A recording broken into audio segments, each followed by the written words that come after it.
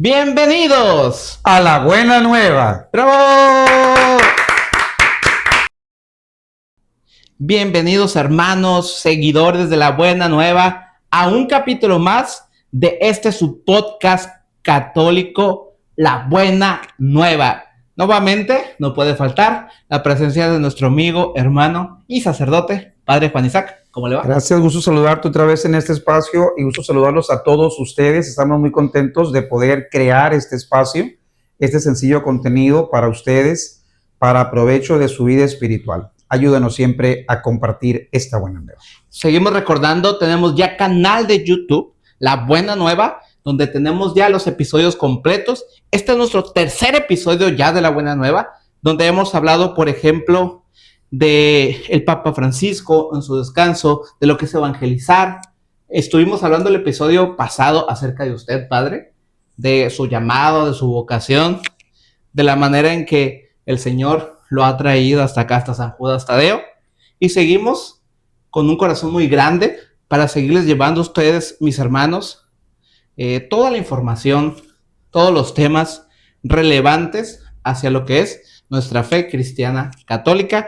Tenemos Instagram como La Buena Nueva IG y tenemos canal de WhatsApp también como La Buena Nueva. Síganos, suscríbanse, compartan para seguir llevando la buena nueva, el evangelio, hacia todos los confines de la tierra. ¿Cómo está, Padre?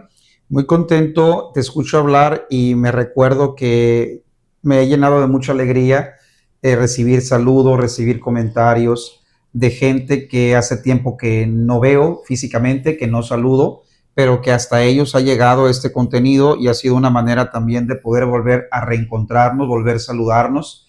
Y me sigo sorprendiendo, ¿no? El alcance que tiene este medio de comunicación, como dijimos la vez primera, no nos imaginamos hasta dónde puede llegar. Pues creo que estas semillas del evangelio se están enraizando y creo que creemos que siguen siendo ustedes esa tierra fértil donde esta semilla se está implantando para que crezca y germine para gloria de Dios. Estoy muy contento, la verdad. Qué bueno. Iniciamos el 13 de mayo, ¿se acuerda? El 13 de mayo, claro que sí.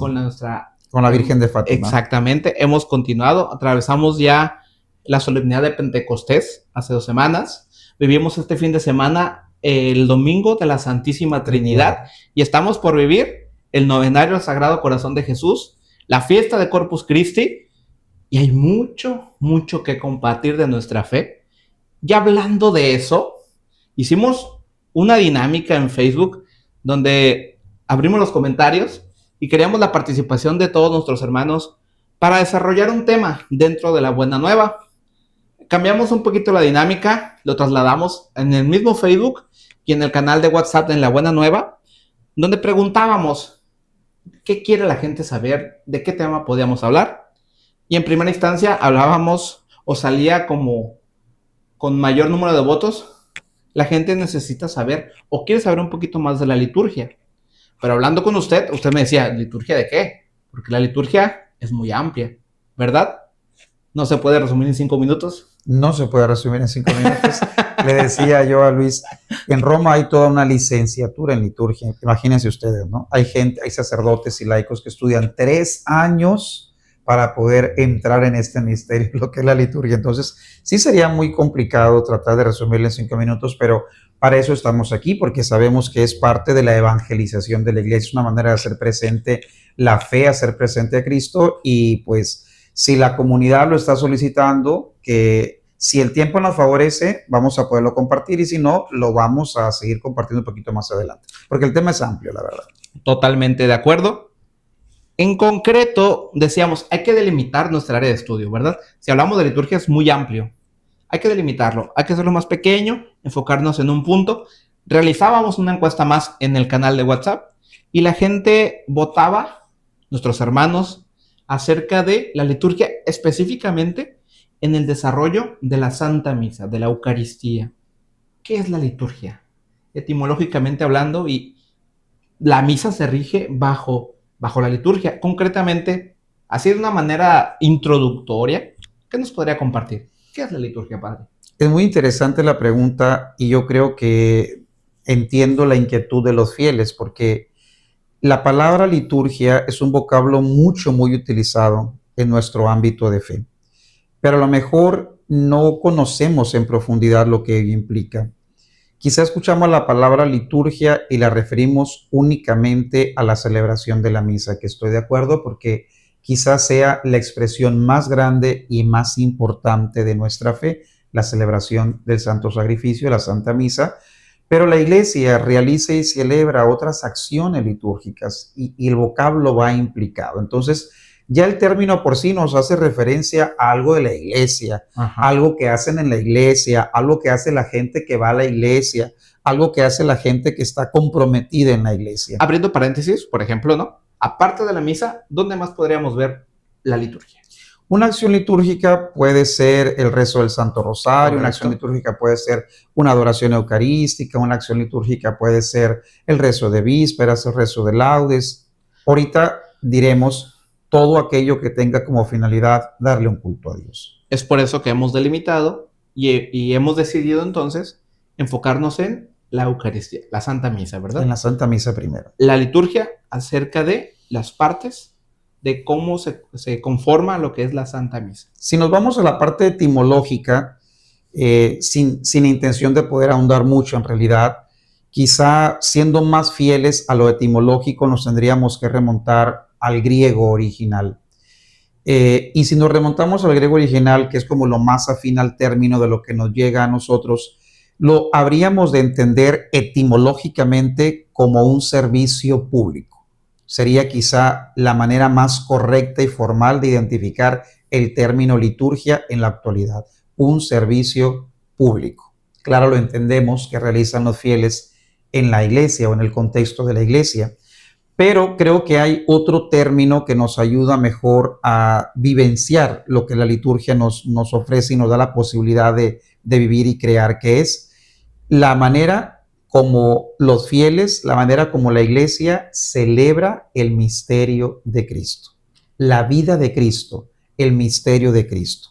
Yo creo que entre todas las hermosas definiciones que a lo mejor conocen, han aprendido o van a aprender, una manera muy sencilla de poder ahondar en lo que la liturgia es comprenderla desde este aspecto celebrativo. Celebrar el misterio de Cristo, la vida de Cristo. De tal modo que los fieles también somos partícipes de la liturgia, porque nos lleva entonces, usted dice, a celebrar, no únicamente el sacerdote, no los ministros o los lectores o los colectores, los fieles que participamos de la misa, de la celebración, también conformamos, también tenemos algunas acciones dentro de lo que llamamos liturgia.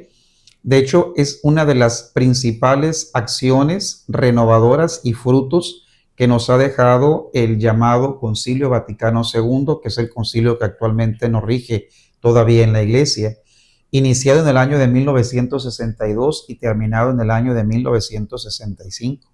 Nosotros estábamos en la mente de Dios. Durante 3 años se realizó el concilio. Estábamos en la mente de Dios, pero ya Dios estaba preparando lo que quería para su iglesia, lo que Dios quería para su pueblo. Y curiosamente, o afortunadamente, o providencialmente, en ese trabajo de 3 años de concilio, lo primero que se logra expresar, lo primero que queda asentado, aprobado por parte de la Iglesia Universal es precisamente la llamada reforma litúrgica, que nos toca todavía hasta el tiempo en el que vivimos. Quizá ya no hay tantas personas entre nosotros por razón de edad y de historia que vivieron o participaban en la misa en el 60, 61, 62, 63, 65. Son contadas las gentes, quizá, pero nosotros, los que no nos tocó vivir esa época y esos momentos, tenemos una idea de cómo es que se llevaba a cabo esta acción litúrgica antes del Concilio Vaticano II. Y después del concilio, uno de los mayores frutos fue precisamente promover la participación de los fieles en esa acción litúrgica que es la Eucaristía. Dicho con palabras más sencillas, involucrar que todos los que estén presentes en ese momento con la intención de estar en misa, vivir la misa, todos nos sintamos que formamos parte de un todo y que nuestra presencia, participación, respuestas, posturas, hablará de esa manera de poder celebrar juntos el misterio de Cristo. Estamos hablando de hace aproximadamente 60 años, un poquito más. Se celebraba diferente la misa antes del Concilio Vaticano II a como se celebra ahora. Totalmente. Cosas como, me ha tocado escuchar, porque pues yo no estuve obviamente, ¿no? Pero he escuchado comentarios sobre la mirada del sacerdote hacia la cruz, hacia Cristo, dándole la espalda al pueblo, que pues ya no es al revés ahora, ¿no? Entre otras cosas, la música creo que también un poquito estuvo reformada por ahí.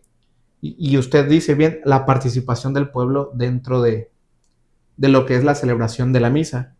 El lenguaje, el idioma más bien. Antes la misa se celebraba únicamente, me recuerda, Latín. En latín, correcto. Era como la lengua universal de la... Sigue siendo el latín la lengua universal de la iglesia.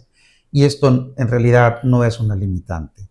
Hay personas que, inclusive después del Concilio Vaticano II, nunca han visto bien, digamos, la lengua, el latín en la iglesia, pero en realidad es una manera de expresar la universalidad de la iglesia.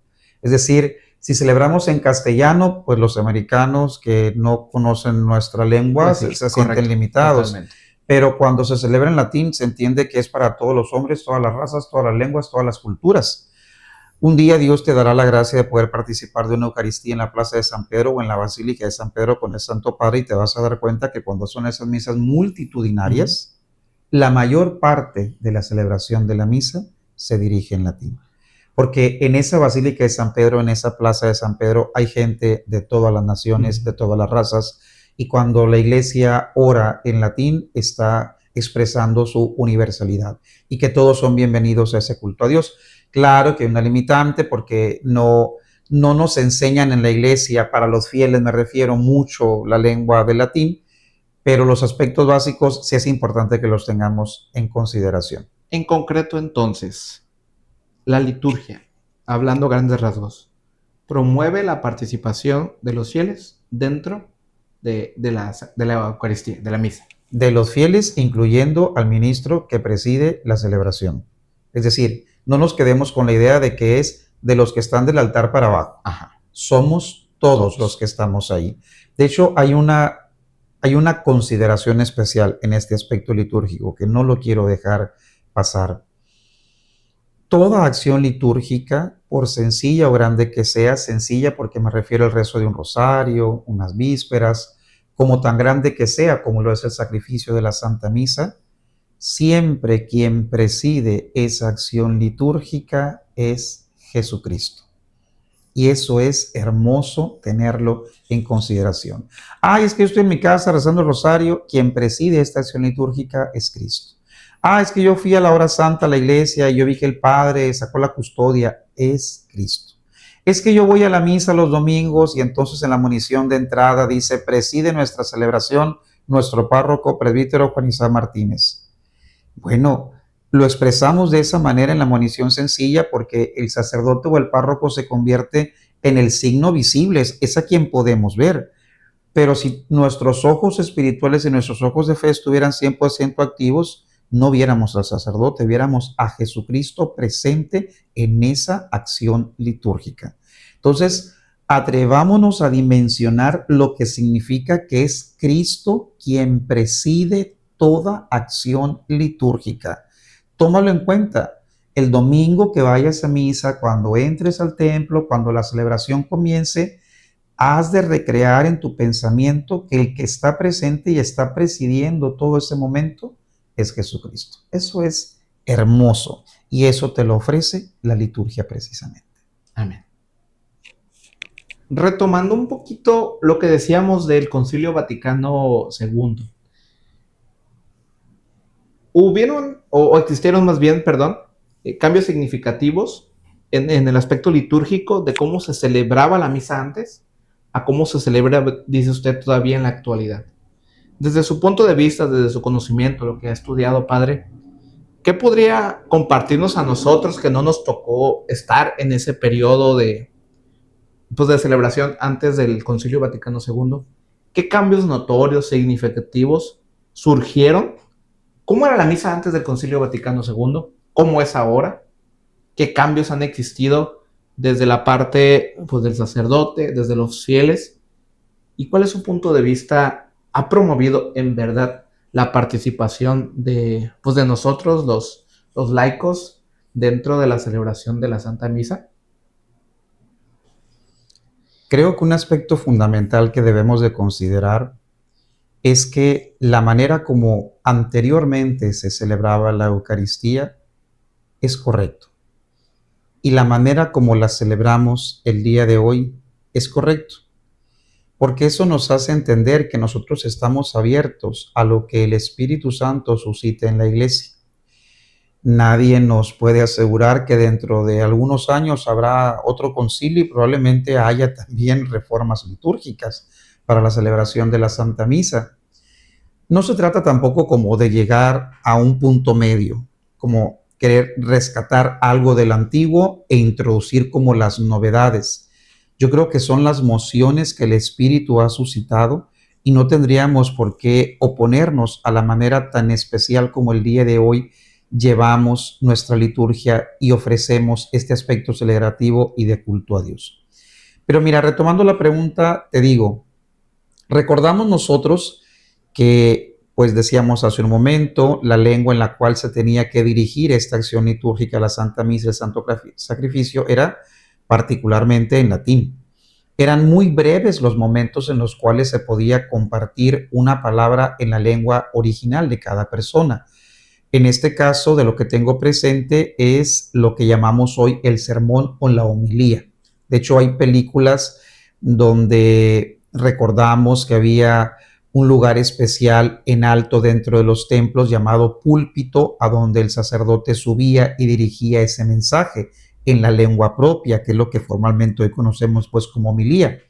Y subía al púlpito pues porque no había medios electrónicos, no había micrófonos para que la voz se escuchara por todo el recinto. Era una manera de poder dar amplitud a la voz y hacer presente el mensaje de la palabra, pero fuera de ese momento quizá no había otro espacio en el cual los fieles que estaban participando en la misa estuvieran involucrados en la celebración. Recordemos que en los templos más antiguos había no solamente un altar principal al centro, sino que en los laterales había otros altares, porque la misa tenía que realizarse cada día y todos los sacerdotes que estaban presentes en ese templo tenían que realizar todos los días el santo sacrificio. Por lo tanto, a veces había 2, 3 misas simultáneas al mismo tiempo, los altares estaban pegados a la pared, no están como los conocemos hoy con la mesa del sacrificio llamado altar en la parte de enfrente. Por lo tanto, procuraba la manera anterior a que el sacerdote entrara en el misterio de Cristo y por eso estaba prácticamente casi toda la misa contemplando el crucifijo, recitando las oraciones, que muchas de ellas eran de memoria y otras que estaban previstas ahí en el misal. Pero esto parecía como que era un misterio solamente entre el sacerdote y Dios mismo. Entonces, lo que promovió el Concilio Vaticano II es que las personas estuvieran más involucrados, que tuvieran una mayor participación, que se sintieran parte de la celebración. Por eso, inclusive, como tú has llegado a afirmar, inclusive en la parte de la música, hubo un cambio significativo. Y no nos referimos solamente al uso de otros instrumentos musicales, que créeme que también ha sido un cambio sustancial en esta parte del culto. Antes quizás lo podemos tener como en memoria el órgano y solamente el órgano y nada más que el órgano, y hoy pueden sonar otros instrumentos musicales. Yo creo que va a ser muy interesante cuando estemos desplegando más este aspecto de liturgia, enfocarnos un poquito en lo que es la música y es una cosa verdaderamente extraordinaria.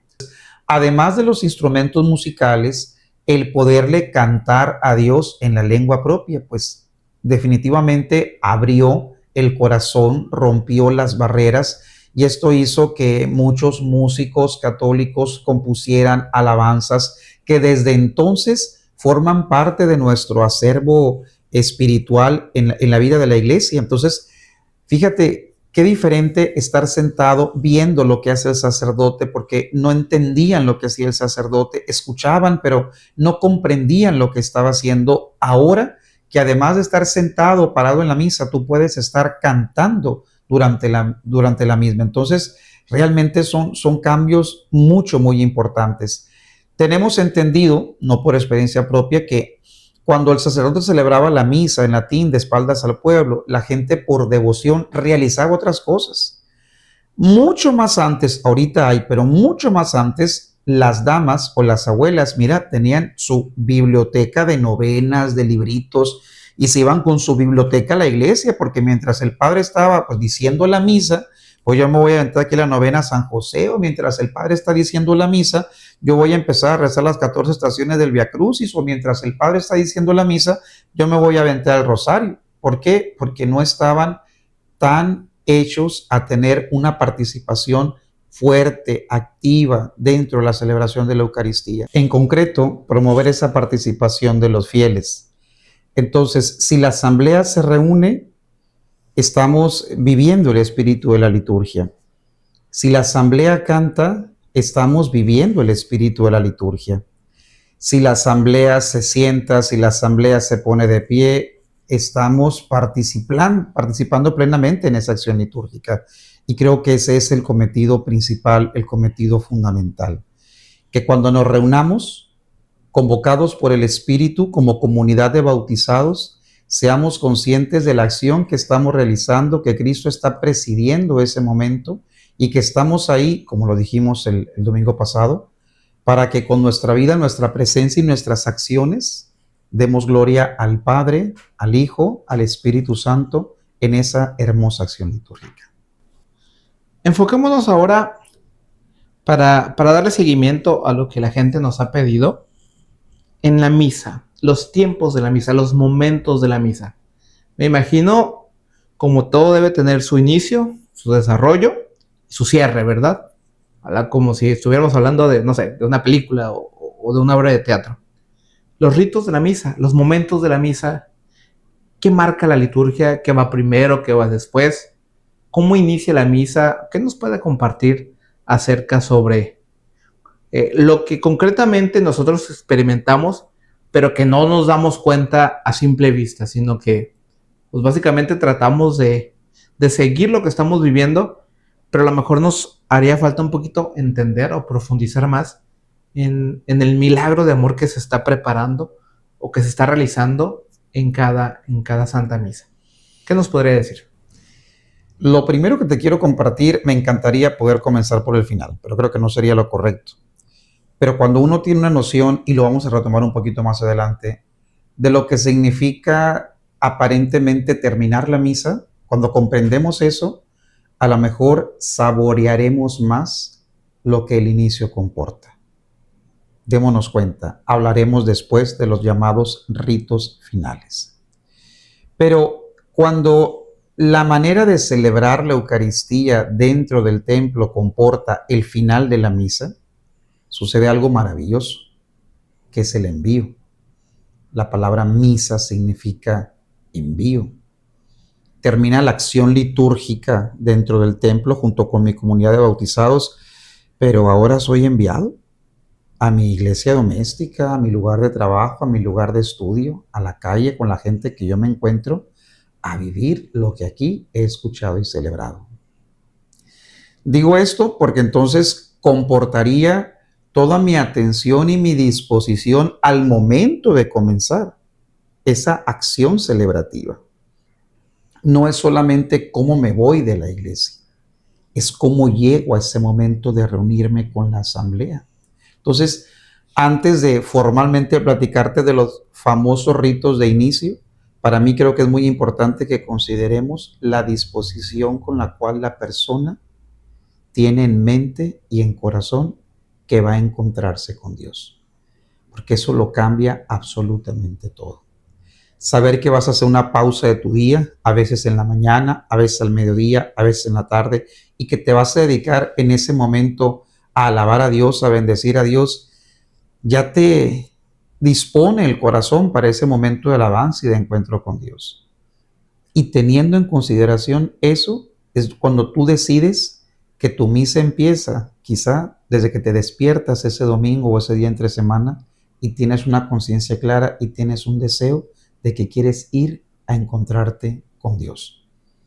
De ahí partimos, porque Claro que llegamos con nuestra realidad, con nuestras circunstancias. A lo mejor nos ha tocado vivir Eucaristías en las cuales yo llego muy contento, muy en paz, muy bendecido por el Señor. Pero pensemos en una Eucaristía donde estamos acompañando a la propia familia o amistades que han perdido un ser querido.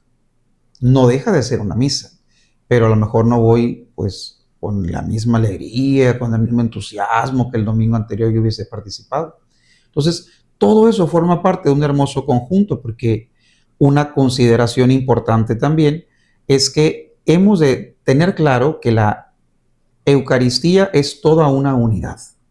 Y que si ahorita queremos platicar y se puede estudiar en diversas partes, no significa que estamos haciendo división dentro de la misma. La Eucaristía de inicio al final es una sola unidad.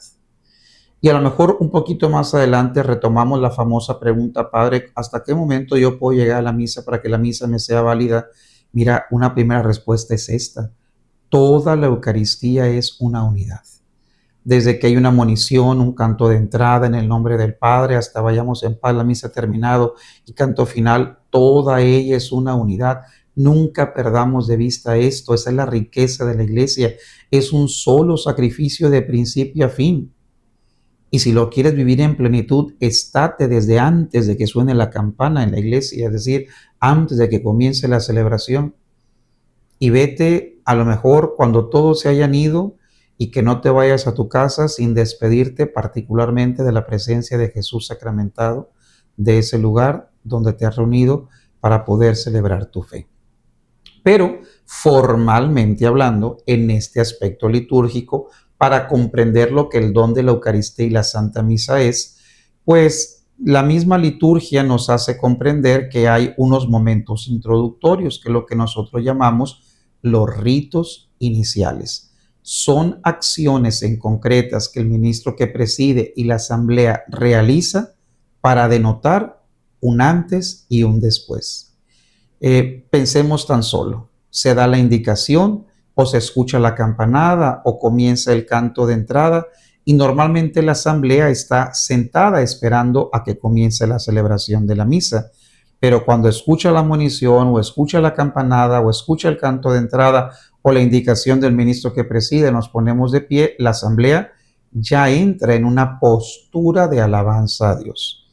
Es decir, el mismo fiel hace un antes y un después. Estaba esperando a que termine la misa, pero ahora que yo me ponga de pie junto con toda la asamblea me hace entender que estoy dispuesto a recibir lo que Dios está comenzando a darme en este momento. Normalmente la Eucaristía comienza con una pequeña procesión. Quizá dependiendo de los espacios de cada uno de los templos, puede que esa procesión sea más corta o sea más larga, pero démonos cuenta, el sacerdote no aparece de repente en el altar, viene de un lugar que normalmente es la sacristía, que es donde el sacerdote se reviste y a veces con las demás personas que van a servir en la Eucaristía, tienen muchas veces la oportunidad como de realizar una oración en común para el sacrificio que se va a realizar. Entonces, el sacerdote viene de un lugar específico, pero lo concreto que el rito comporta es que haya una acción de movimiento. A veces lo hace, repito, el sacerdote, a veces lo hacen los servidores. Pensemos en un matrimonio que lo hacen los novios y la corte, en unos 15 años, quienes la acompañan, en una misa de exequias, cuando entra el cuerpo a la iglesia. Y esa acción de caminar, esa procesión, esos pasos que se dan, significa que la persona con esa presencia en la misa lo que le está diciendo a Dios es: yo quiero ir al cielo. Soy consciente de que mi momento, en este mundo, en esta vida, es un caminar, pero yo voy peregrinando hacia el encuentro con Dios. Yo quiero ir a encontrarme con Dios. Esa es la acción que significa la procesión dentro de la celebración de la misa. Habrá procesiones sencillas, habrá procesiones más solemnes, que son cuando van acompañadas, por ejemplo, de la cruz alta y de los ciriales. Cuando así sucede en una Eucaristía solemne, es tan hermoso ver ese gesto, porque quien va adelante presidiendo toda esa procesión siempre es una imagen de Cristo crucificado, porque es Cristo, nuestro pastor, el que va delante de nosotros, el que nos va abriendo camino, y luego va acompañado de esos dos cirios llamados ciriales, y eso significa que vamos siguiendo al que es la luz de nuestra vida. Fíjate qué cosas tan sencillas que significan tanto. Qué bonito cuando una asamblea lo puede realizar, pero está entendiendo lo que está viviendo. Por lo tanto, siempre es recomendable en la medida de lo posible poder aprovechar ese tipo de celebraciones y todos estos signos litúrgicos. ¿Por qué? Porque ya nos van hablando de esa disposición. El sacerdote llega y besa al altar. ¿Por qué? Porque cuando comienza la celebración eucarística, el altar se convierte en la misma presencia de Cristo. Es una de las presencias de Cristo que nosotros encontramos dentro de la celebración eucarística. Y es el encuentro del ministro celebrante con ese Dios que está presente. Es una manera de saludo y es una manera de expresar ese signo de comunión. Después el sacerdote ordinariamente va a la sede para poder comenzar lo que nosotros entendemos formalmente ya, la celebración de la misa, con la invocación trinitaria en el nombre del Padre y del Hijo y del Espíritu Santo. Es decir, nos ponemos en la presencia misma de Dios tal cual es. No invocamos solamente al Padre, no invocamos solamente al Hijo por separado, es decir, es una expresión, el comienzo en esta parte de la misa es una expresión de lo que nuestra fe es. Creo en la presencia del Padre, creo en la presencia del Hijo, creo en la presencia del Espíritu Santo. Y la asamblea responde porque asiente, porque sabe que estamos congregados por ese Dios trinitario. En una celebración ordinaria seguiría lo que nosotros llamamos el acto penitencial, que es el momento de abrir nuestra conciencia a Dios. Es un momento de gracia y muchas veces no alcanzamos a saborear lo que esos segunditos o momentitos de silencio habrían de significar para nosotros y lo que la gracia de Dios es capaz de hacer por nosotros en ese momento. Si yo abro mi conciencia y abro mi corazón, creo que Dios puede en ese momento hacer una sanación especial, al menos de las faltas más pequeñas y las faltas más veniales que hemos cometido contra nuestro prójimo antes de encontrarnos con Dios en esa acción litúrgica. Ojalá más adelante tengamos tiempo, misal en mano, para poder repasar y compartir contigo las diversas maneras que la liturgia prevé podamos nosotros lograr ese momento penitencial y de encuentro con Dios, porque no hay una única manera dentro de la misa para vivir ese momento y pedirle perdón a Dios. Hay distintas maneras y la asamblea tiene derecho a conocerlas todas y a disfrutarlas todas. Aunque a veces ese tipo de novedades, porque quizá hay fórmulas que normalmente no solemos utilizar, pues causen cierta admiración en los fieles, pero realmente están previstos dentro de las normas litúrgicas, que son tesoros de la iglesia que los fieles pueden aprovechar en distintos momentos de los tiempos litúrgicos para acentuar más ese sentido de reconciliación y de perdón para con Dios. Por eso, cuando sucede este momento del acto penitencial, que hay una oración vocal, que hacemos el yo confieso y que normalmente viene un momento en el cual cantamos pidiéndole a Dios piedad por nuestras faltas. Si estamos pensando en una Eucaristía solemne, en una Eucaristía dominical, reconciliados con Dios, sabiendo que yo he abierto mi conciencia a Dios y que Dios se está desbordando en mi persona, ¿qué me corresponde hacer? Alabarlo y glorificarlo. Por eso está previsto dentro de ese rito inicial que hay un momento, especialmente, repito, para los domingos, las fiestas, las solemnidades, que se cante el himno del Gloria. Después del momento penitencial, he sido reconciliado con Dios, vamos a darle a Dios la gloria y la honra. Y viene después ese momento en el cual nosotros como asamblea orante, nos abrimos a la acción de Dios en una de las 3 oraciones especiales que se hace dentro del rito litúrgico, llamados textos eucológicos, que esa primera oración recibe por nombre oración colecta. Y su nombre, colecta, significa lo que expresa. No es lo que yo como ministro estoy queriendo presentar delante de Dios, sino lo que yo como ministro recojo de parte de la asamblea, es la oración de toda la comunidad que está orando, lo que nosotros le presentamos al Padre en la persona del sacerdote. Por eso el sacerdote colecta tus intenciones, tus tristezas, tus momentos de gozo y en particular las fórmulas ya establecidas, y todo eso lo ponemos en la presencia de Dios. Cuando llegamos a ese momento, pues la asamblea entra en otra disposición, nuevamente a sentarnos. ¿Por qué? Pues porque entonces estaremos entrando a otro momento de la misa, que es lo que llamamos nosotros la liturgia de la palabra. Qué importante que nos exprese desde su postura, ¿verdad? Desde su experiencia, desde su conocimiento. Porque siempre es el debate. Si llego al Piedad, ¿me cuenta la misa? Si llego al Salmo, ¿me cuenta la misa? Si llego en el Gloria, ¿a qué horas tengo que llegar? Y lo importante que usted menciona también, llega un momento en el que nos despedimos, pero ahí está Jesús en la Eucaristía, Jesús sacramentado, donde conviene, ¿por qué no? Llegar antes de la misa, saludarlo, Jesús, aquí estoy. Y al terminar la misa, Jesús, gracias por los dones recibidos. Y nos despedimos, como decía usted, al envío, ¿verdad? A vivir, a compartir lo que hemos aprendido, lo que hemos visto en la misa. Hemos vivido a lo que nos cuenta ahorita los ritos iniciales, ¿verdad? Donde pues presentamos quiénes somos, nos ponemos en postura, perdón, de alabanza, mencionaba, de reconocernos pecadores y a partir de ahí reconciliarnos con Dios, glorificarlo. Continuaba con lo que usted menciona, la oración colecta, y nos avanzamos ya a una misa un poquito más madura o que se está desarrollando, lo que usted menciona, liturgia de la palabra, que creo que es un término que a lo mejor lo hemos escuchado más a menudo, la liturgia de la palabra, pero que en concreto, pues creo que la mayoría de los fieles, de los laicos, no hemos profundizado. Sabemos que la palabra, pues, va de la mano de la Sagrada Escritura, ¿no? Entonces, sabemos que en la misa se proclama la palabra de Dios, escuchamos la palabra de Dios y nos toca apreciarla, vivirla, llevarla a cabo en nuestra vida cotidiana.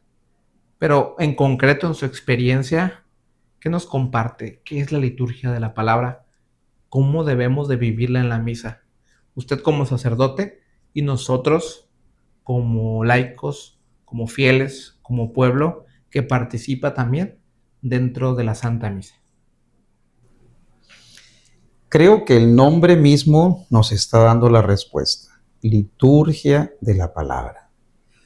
Hace un momento comentamos, ojalá no lo perdamos de vista, que una manera muy sencilla pero muy completa de entender el término liturgia ha sido que nosotros a través de esa acción podamos entrar en el misterio de Cristo, celebrar el misterio de Cristo. Por lo tanto, cuando dentro de la Eucaristía pasamos a otro momento que es la liturgia de la palabra, pues entonces estamos diciendo, vamos a celebrar a Cristo que me habla. No deja de ser un momento celebrativo.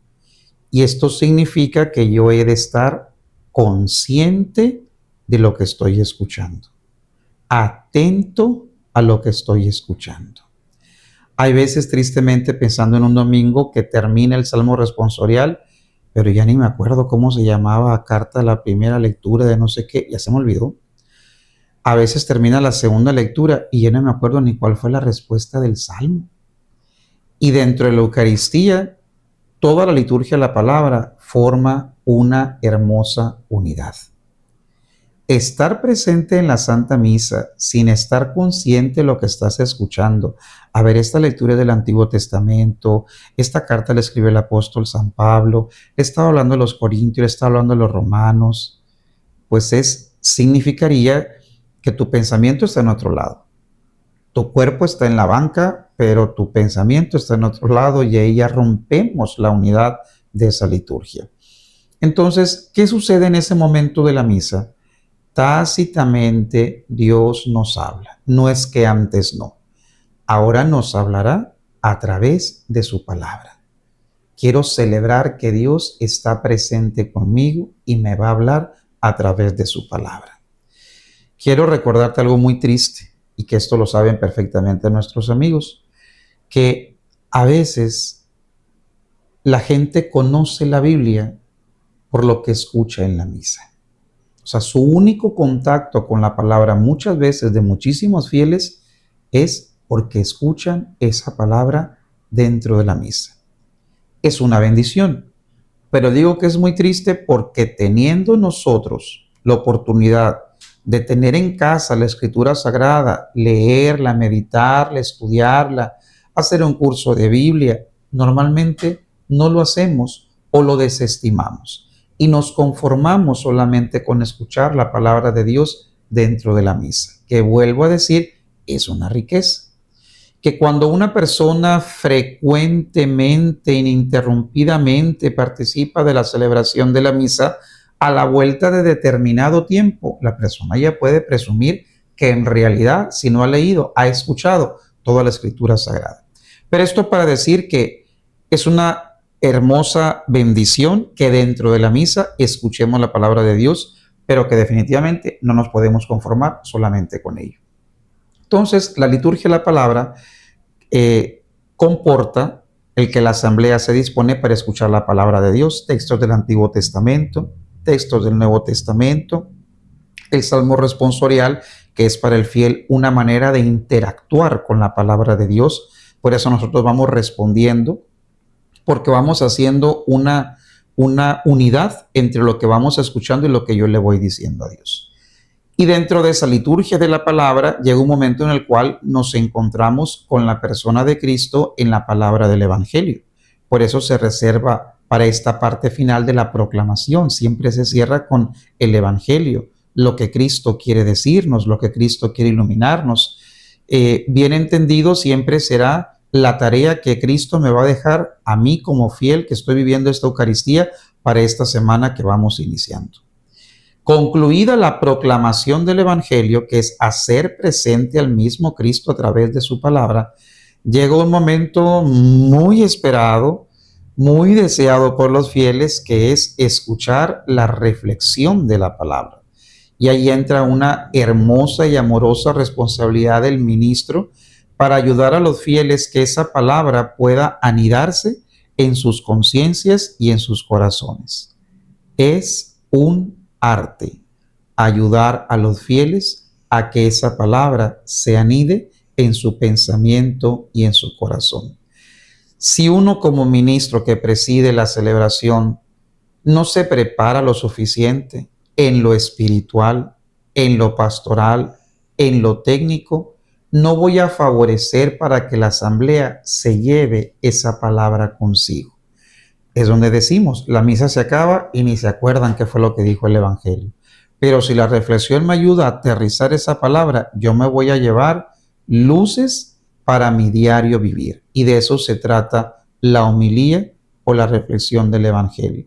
Aterrizar a los tiempos que vivimos con un mensaje más cercano, esa palabra de Dios. No es hablar de mí, es hablar de Dios en nuestras circunstancias cotidianas. Por eso la homilía es verdaderamente un arte. Después de ese momento en el cual se reflexiona la palabra, pensemos en una misa solemne o pensemos en una misa dominical, va a venir el momento en el cual nosotros vamos a expresar nuestra fe. Dentro todavía de la liturgia de la palabra, vamos a expresar nuestra fe a través de la profesión, que es el credo.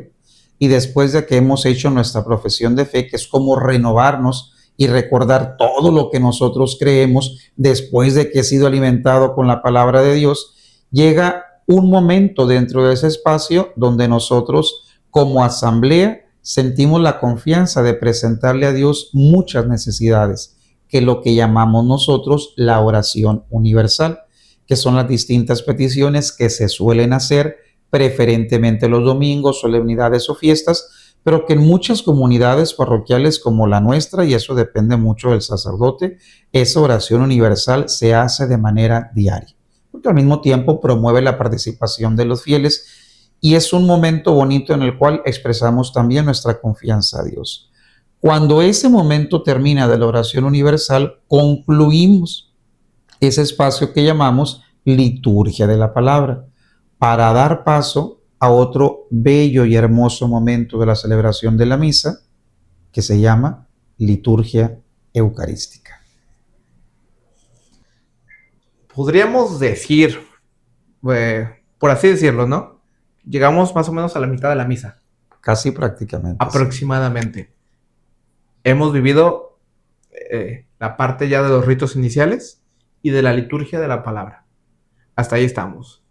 Nos falta la segunda parte de la misa, que la vamos a dejar para el siguiente capítulo, porque no podemos extendernos más hoy, porque es demasiada riqueza que hay que compartir, ¿verdad? Así es. Entonces, mis queridos hermanos, sigan compartiendo, sigan viendo esta temática que estamos realizando para ustedes en compañía de nuestro párroco, Padre Juan Isaac Martínez, de aquí de la parroquia de San Judas Tadeo.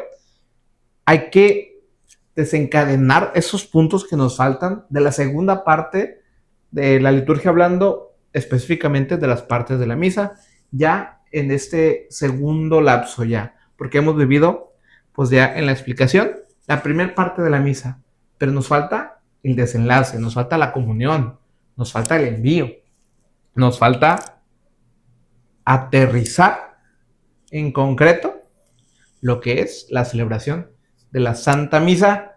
Pero se nos ha acabado el tiempo, Padre. Se nos ha acabado el tiempo, pero no se nos ha acabado el ánimo Claro de poder compartir con ustedes todo esto. Te escucho hablar y digo, nos hace falta ir a misa. Claro, es verdad, sí. nos hace falta ir a misa. Un podcast nos ayuda a comprender la fe, pero no nos lleva tácitamente al cielo. Al cielo nos lleva la Eucaristía. Si tú ya vas a misa, sigue yendo, sigue participando.